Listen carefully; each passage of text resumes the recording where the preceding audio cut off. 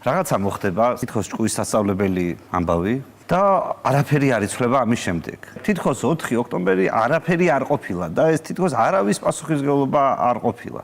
ყველა სხვადასხვა ზომის პასუხისმგებლობა აქვს, მაგრამ საბოლოო ჯამში ყველასი, რომელიც კითხვას არ სვამდა, რა არის გეგმა? აი, ამ კითხვას რო არ სვამდა ჟურნალისტი, რომელიც აპიარებდა მთელ ამბავს და 4-ში მოდით ხალხო და მთელი ეს ამბავი. ხაბე ისე დაიჭირეს, რომ არავინ არ კითხა, რა გეგმა გაქვსო. არჩევნები მორჩა დაიჭირეს 50 კაცი და პასუხი არის, რომ რატომ არაფერი არ მოხდა, გეგმა სად იყო? გეუბნებიან, რომ თურმე ლილუაშვილმა გიღალატა. შეიძლება რომ ნორმალური ადამიანი გასულიყო მიტინგზე, იმის იმედად, რომ ლილუაშვილი გადავიდოდა ხაბეს მხარეს. ან პატა ბრუჭლაძეს მხარეს. ანუ ამის იმედად ხო არავინ არ გავიდოდა. სინამდვილეში ეს ყველაფერი იყო ქართული ოცნების სპეცოპერაცია. ქართულმა ოცნებამ დაგეგმა ეს ყველაფერი. ქართულმა ოცნებამ აძახებინა ამდენი ხნის განმავლობაში ამ ხალხს რაღაც ერთი და იგივე. რაღაც სისულელე, რომ არჩევნებზე ხალხი არ მისულიყო და 20%-იანი ხარდაჭერით 80% მიეღოთ. რაც გამოუვიდათ.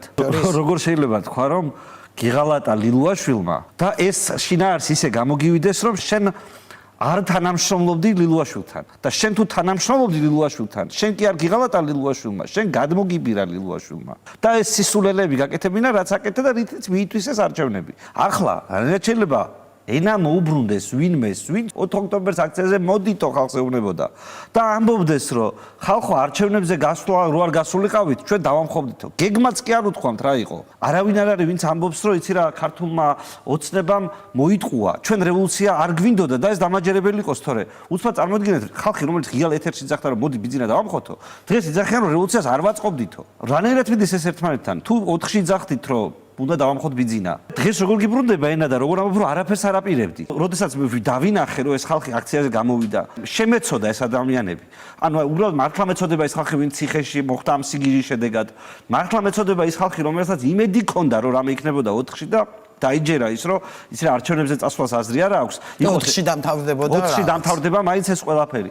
თუ ჩვენ მართლა არ გავიაზრებთ და არ გამოვიტანთ დასკვნას, რომ რატო გავყევით სისულელეს? რატომ დავიჯერეთ ის, რომ ბიზნეს ხოცები ღალატობდნენ და იმათ იმედად რევოლუცია უნდა მოგვეწყო.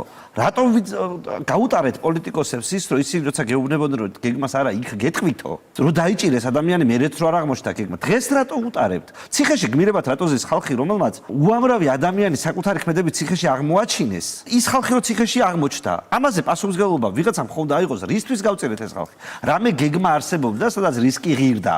გეგმა თუ არა გაქვს, შენ თუ რაღაცა წინასწარ დაალაგებულ თამაში, სადღაც რაღაც სპექტაკლს დაგამ. იმ ადამიანებს, რომელიც ამის შედეგად ზიანდება, რას ერჩი?